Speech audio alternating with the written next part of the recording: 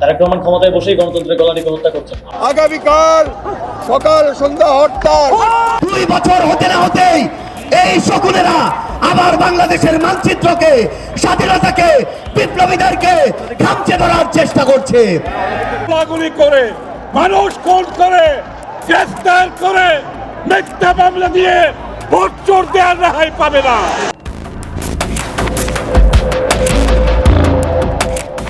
দর্শক, একটু ভাবুন তো, 17 বছর ধরে যে দলটি রাজপথে গণতন্ত্রের জন্য লড়াই করলো, মার খেলো, জেল খাটলো, ক্ষমতায় বসার পর সেই বিএনপি কি এখন গণতন্ত্রের বড় শত্রু? কেন আসিফ মাহমুদ সজীব ভুঁইয়া আজ তারেক রহমানের সরকারকে গণতন্ত্রের জল্লাদ বলে ঘোষণা করলেন? অন্তর্বর্তীকালীন সরকারের সেই আলোচিত উপদেষ্টা, যিনি এখন ন্যাশনাল সিটিজেন পার্টি বা এনসিপির কাণ্ডারি, তিনি আজ যা বললেন তাতে কেঁপে উঠছে ঢাকার রাজপথ থেকে লন্ডনের স্কাইলাইন। দর্শক, বাংলাদেশের রাজনীতিতে কি বড় কোনো মেরুকরণ হতে যাচ্ছে? কেন এনসিপিতে যোগ দেওয়ার জন্য লাইনে দাঁড়িয়েছেন জামাত নেতার ছেলে থেকে শুরু করে মহিউদ্দিন রনি পর্যন্ত বড় বড় নামগুলো? আজ আমরা উন্মোচন করব এনসিপির গোপন ন্যাশনাল সার্চ কমিটির রহস্য এবং আসিফ মাহমুদের সেই বিস্ফোরক সংবাদ সম্মেলনের অন্তরে থাকা আসল রহস্য। সংবাদ সম্মেলনের শুরুতেই আসিফ মাহমুদের কণ্ঠে ছিল ক্ষোভের আগুন। তিনি সরাসরি আক্রমণ করলেন বিএনপির শীর্ষ নেতৃত্বকে। আসিফ মাহমুদের দাবি, বিএনপি গত 17-18 বছর ধরে গণতন্ত্রের গান শুনিয়ে মানুষের মন জয় করেছে, কিন্তু আজ যখন তারা ক্ষমতায় তখন তারা গণতন্ত্রকে গলা টিপে হত্যা করেছে। দর্শক, কেন এই অভিযোগ? আসিফ মাহমুদ আঙ্গুল তুললেন স্থানীয় সরকারের প্রশাসকদের দিকে। নিয়ম অনুযায়ী প্রশাসকদের কাজ শহর পরিষ্কার রাখা, মানুষের সেবা করা, কিন্তু আসিফ মাহমুদ বলছেন বর্তমানের সিটির প্রশাসকরা নিজেরাই হবু মেয়র সেজে দেয়ালে দেয়ালে পোস্টার সেটে বেড়াচ্ছেন। তারা প্রশাসকদের চেয়ারে বসে জনগণের টাকায় নির্বাচনী প্রচারণা চালাচ্ছেন। আসিফ মাহমুদের স্পষ্ট হুঙ্কার, যদি প্রশাসকের কেউ চেয়ারে বসে নির্বাচন করে তবে সেই নির্বাচন কখনোই লেভেল প্লেইং ফিল্ড পাবে না, শুরুতেই তা বিতর্কিত হবে।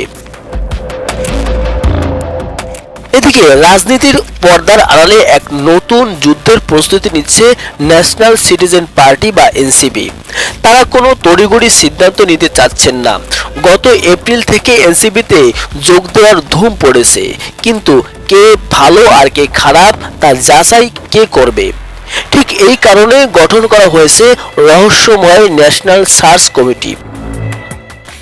নাহিদ ইসলাম আর আক্তার হোসেনের নির্দেশে গঠিত এই 6 সদস্যের কমিটি এখন চুল সেরা বিশ্লেষণ করছে কারা যোগ দেবে এই নতুন শক্তিতে। এই কমিটিতে আসিফ মাহমুদ নিজে তো আসেনি, সাথে আছেন সামান্তা শারমিন, আরিফুল ইসলাম আবেদের মতো তরুণ তুর্কিরা।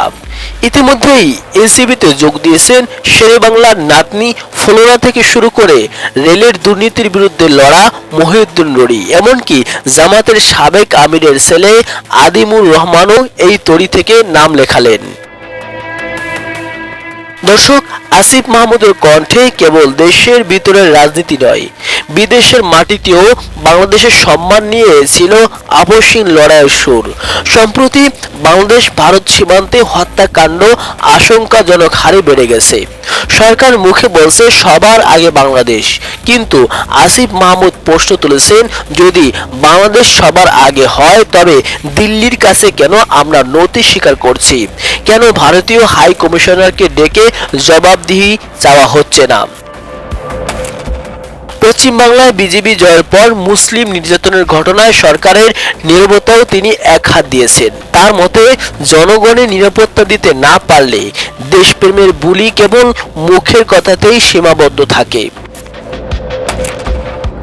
দর্শক, আসিফ মাহমুদ শুধু রাজনীতির মাঠ গরম করেননি, তিনি সামাজিক সংকটেও আঙ্গুল তুলেছেন। দেশে হামের প্রকোপ বাড়ছে, অথচ সরকার বা বিরোধী দল একে অপরের দোষ নিয়েই ব্যস্ত। এনসিপির দাবি, এটিকে জাতীয় সংকট হিসেবে ঘোষণা করে এখনই ব্যবস্থা নিতে হবে।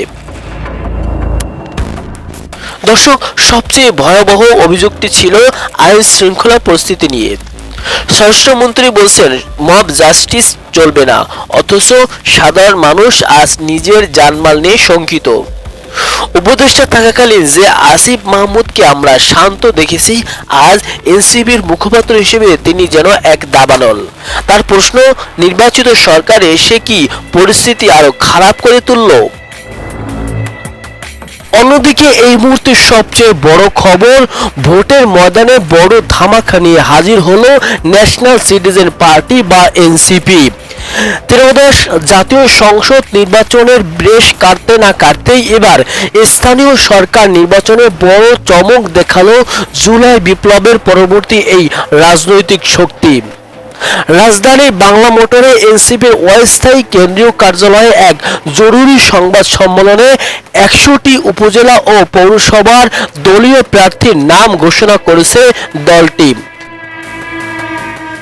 দর্শক, তবে কি 2036 সালে বাংলাদেশের মসনদ দখলের পথে এক ধাপ এগিয়ে গেল সার্জিস আসিফের এনসিপি?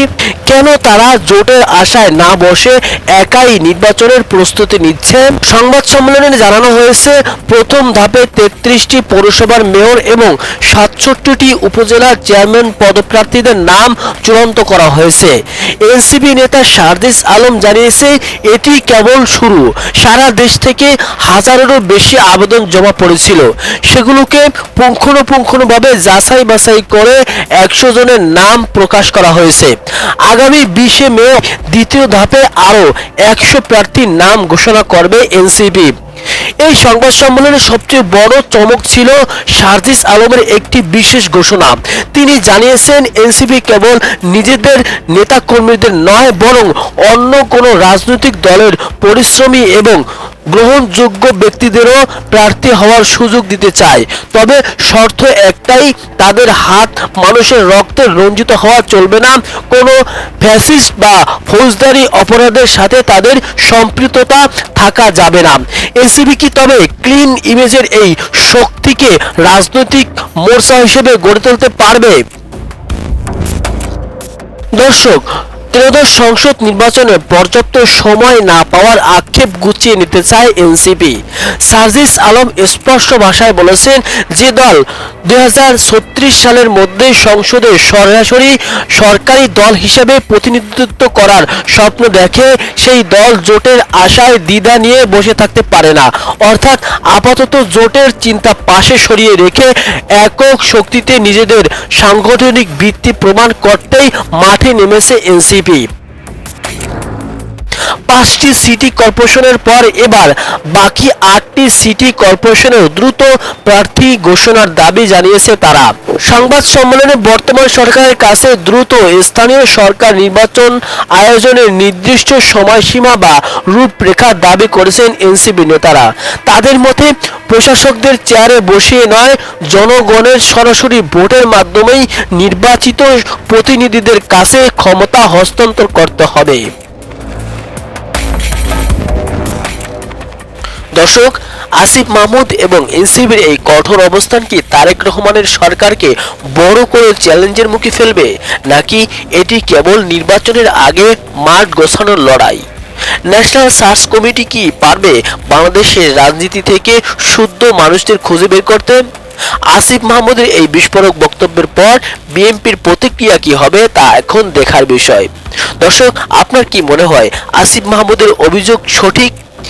বিএনপি কি আসলেই গণতন্ত্রকে গলা টিপে ধরছে? দর্শক, আপনার মূল্যবান মতামত কমেন্ট করে আমাদেরকে জানান। রাজনীতির এমন রুদ্ধশ্বাস সব খবর সবার আগে আমাদের ডেইলি বিডি নিউজ 24 চ্যানেলটি সাবস্ক্রাইব করে পাশে থাকা বেল বাটন অন করে দিন, যাতে করে পরবর্তী কোনো গুরুত্বপূর্ণ ভিডিও আপনার মিস না হয়ে যায়।